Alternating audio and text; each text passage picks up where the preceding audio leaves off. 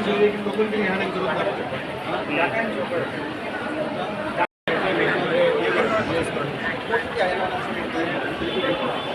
problem sir हाँ अभी sir यहाँ हमने टेम्पर किया अभी सर जो काउंटर है जो ट्रेनर दे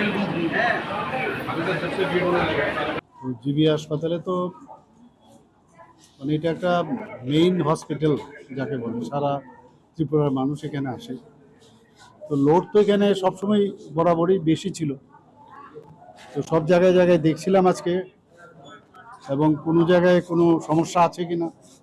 ইনফ্রাস্ট্রাকচারালি এবং মেনটেনেন্স এবং ডাক্তারদের অ্যাভেলেবিলিটি আবার যারা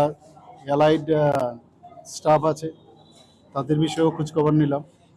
যেখানে যেখানে আমার মনে হলো এগুলো ঠিক করা প্রয়োজন আমি আমাদের সেক্রেটারি মহোদয় আছেন আমার সাথে ওনাকে আমি বলেছি এগুলো নোট ডাউন করার জন্য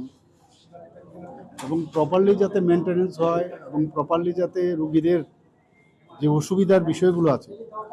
সেগুলো যাতে অ্যাড্রেস করা হয় সেই বিষয়ে আমি আজকে এখানে আমি অ্যাডভাইস করলাম এবং আমি ডিরেকশনও দিলাম আমি আবার আসবো দেখবো এগুলো হয়েছে কিনা যেখানে রিকুইজিশন দিচ্ছে পিডাব্লিউডি যে এক্সিকিউটিভ ইঞ্জিনিয়ারের আন্ডারে কি কি কাজ হচ্ছে না হচ্ছে আমি পুরো এখানে জিবি এবং আইজিএম হসপিটালের যারা আন্ডার এখানে এক্সিকিউটিভ ইঞ্জিনিয়ার আছেন ওনাদেরকে নিয়ে আমি বসবো যে কী কী ওদের সমস্যা এবং যখনই এই ধরনের প্রপার যদি ব্যবস্থাপনা না থাকে এইসব কারণে অনেক সময় দেখা যায় যে এত ভিড়ের কারণে সব মানুষ আছে এখানে তো তাদেরকে আরও আপনারা জানেন গতকাল আমরা যে সিভিক হসপিটাল আমরা উদ্বোধন করেছি তো সেই রকমভাবে এখানে করা যায় কি না সেই চিন্তাভাবনা নিয়ে আজকে এখানে আসা এবং যেহেতু ইনফ্রাস্ট্রাকচার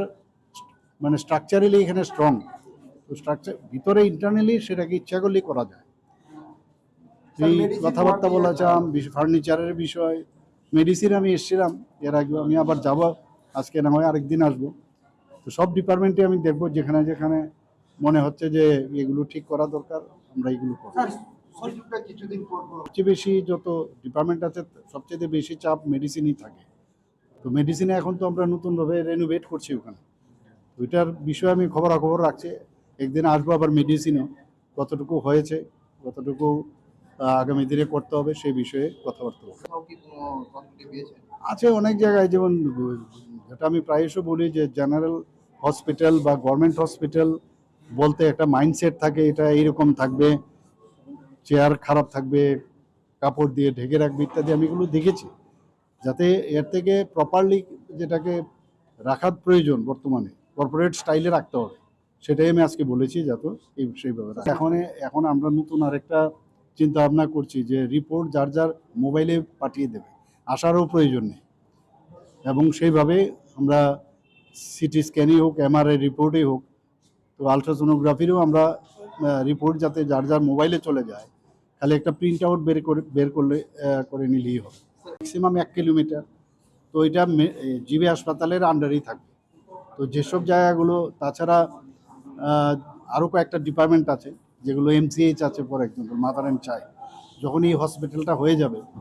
তো সেখানে চলে গেলে জায়গাগুলো যত বাড়বে সুবিধাগুলো সেখানেও বেড়ে যাবে গর্ভবতী মহিলারা কি অসুবিধা হয়েছে এর জন্যই তো এদের লোড যাতে কমানো যায় এখানে যাতে মানে পেশেন্ট যাতে ডিস্ট্রিবিউশন হয় কালকে তো আমরা বললাম যে 50 বেডের সেখানেও মবস গাইনির ব্যবস্থা রেখেছে আরেকটা যেটা আমাদের আইজিএম হসপিটালের যে সামনের বিল্ডিংটা সেটাকে ভাবছি আমরা ওখানে অবস গাইনির পুরো হসপিটালটাই আমরা এখানে শিফট করে নেব তাহলে আগে তো আইজিএম হসপিটাল মানেই তো অবস গাইনি এবং আমাদের পেডিয়াট্রিক্সের ছিল এখন এমসিএর যেহেতু হয়েছে অনেকটা সুবিধা হবে প্লাস অবস গাইনির যখন ওইখানে চলে আসবে এবং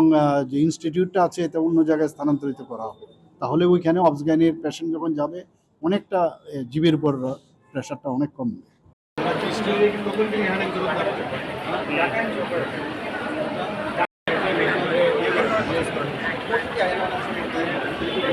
मेन प्रॉब्लम सर